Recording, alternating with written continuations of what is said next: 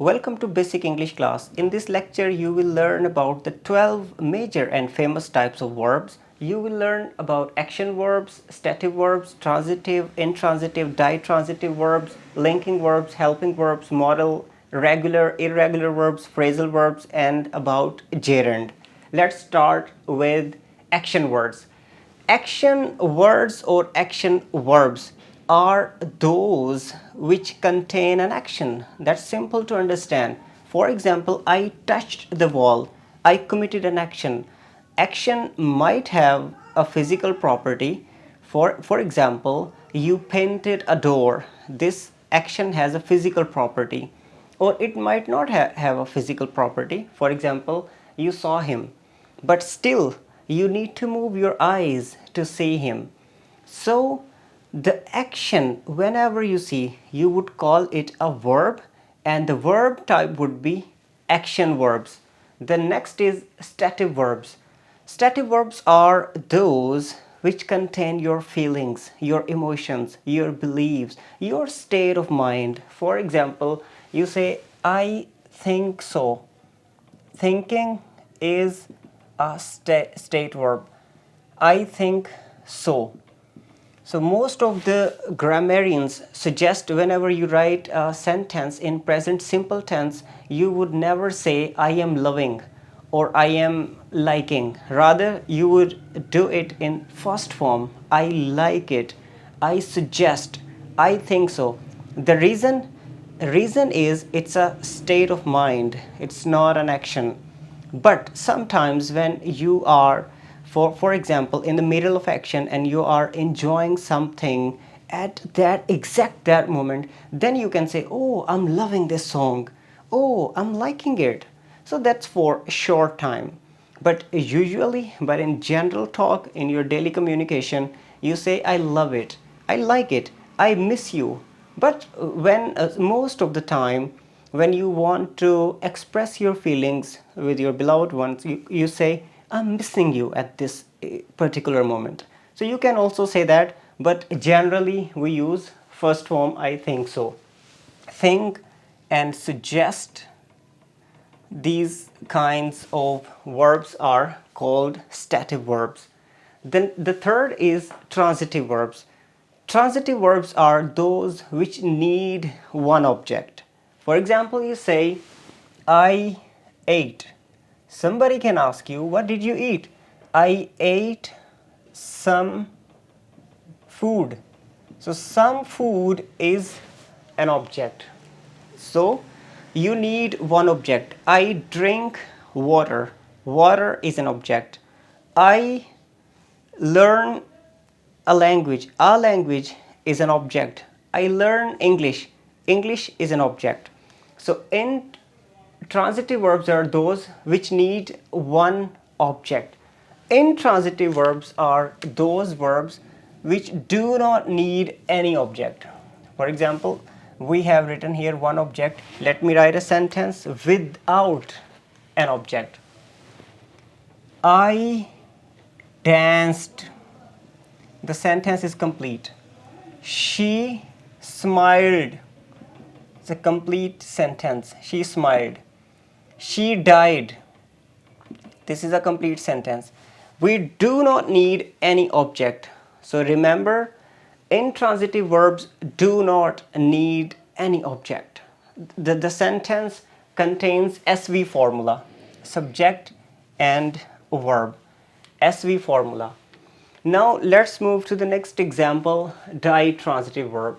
Ditransitive verbs have two objects. For example, we have the formula SVOO. Like, she gave me a book. We can see two objects here, like me and a book. Me, this is the first object, and this one is the second object.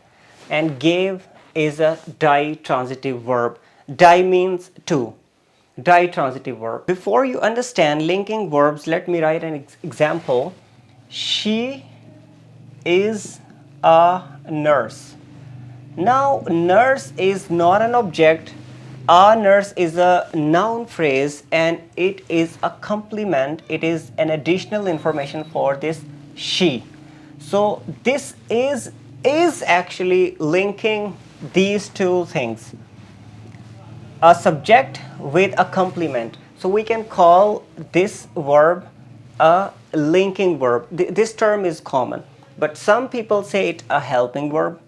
So don't get confused about this.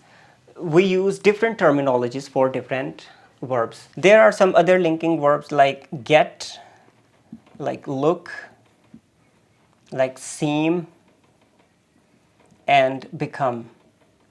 Let's see the examples. I get busy. Now you see, I get busy. You connected busy with I. So who is connecting? This verb is connecting. I get busy. I seem busy. You seem busy. You look busy. You look beautiful. You look smart. Now we have modal verbs. I have already, I guess, explained in my previous lectures all the modal verbs: may, might, can, could, will, would, shall, should, and must. These modal verbs actually show modality.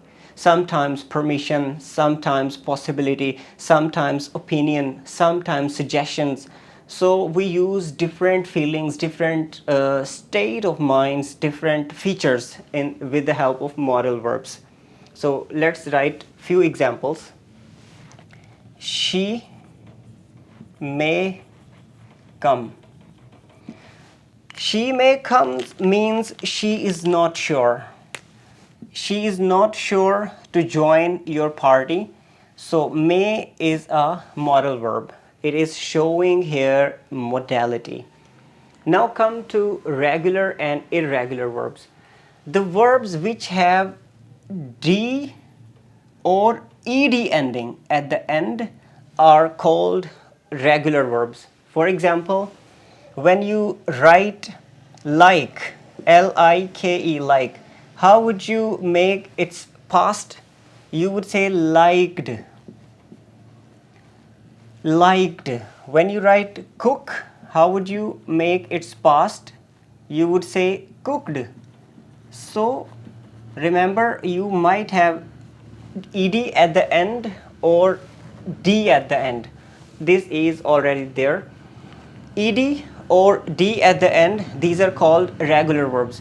But when you don't have these features, you would actually call them irregular verbs. For example, speak, speak, spoke. Speak, spoke, spoken.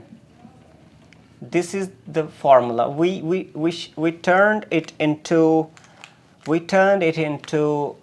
o, with o, spoke, and then en, spoken. Take, took, taken, shake, shook, shaken, drink, drank, drunk, like this. Go, went, gone. You would never say wented or gored, G-O-E-D. You would never say that. So these are irregular verbs. Now come to phrasal verbs. This part is really important, and in exams you see a lot of questions related to phrasal verbs. And native speakers also use phrasal verbs in their language, and sometimes we do not understand the meaning. The reason, the similar word get can have different meanings. Get in, get on, get up, get out, get off. So what did we do? We just added prepositions with the main verb. So the formula is, you add a preposition with the main verb. Main verb plus preposition. So this is the formula.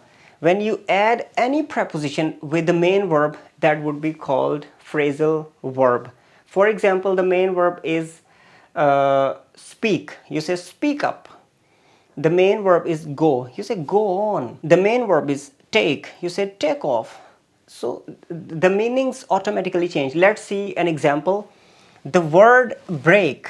The word break means to break something. For example, you break somebody's leg.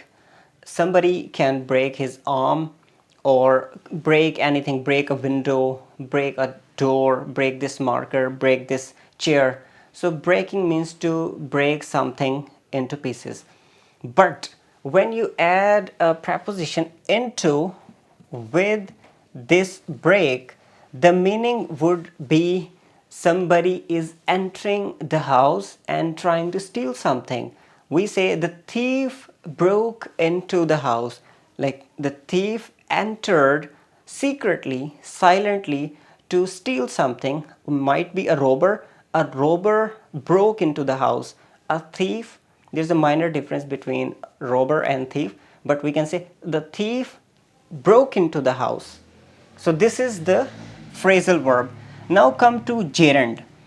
Gerund, actually you might have listened the word infinitive. Infinitive is the base form of the verb, like we say speak. Speak is the base form. So when you add ing at the end, it seems a noun, like his speaking skills are great. This looks like a noun, but this can also be an action. For example, speaking on the internet is easy. So this easy is an adjective, internet is the noun, the is determiner, on is preposition. Speaking is a noun technically, but here it's performing an action. It's called gerund verb. Somebody can say that it's a noun because it's an activity. Activity in the form of noun, like stitching, like jogging, like running, like writing, like reading, all are activities. But they are, if you see it in details, you see the hidden feature of these words, you would be able to say that these are actually verbs. So speaking is a verb, but it is in the form of activity. Speaking on the internet is easy. Running is hard for me. Running is a good activity. Walking is a wonderful activity for a longer life. Or helping each other is a healthy activity to form a society. So I hope you enjoyed the lecture. Please write few examples using all these verbs. Thank you for watching the video. If you like it, please share with your friends. Take care. Bye.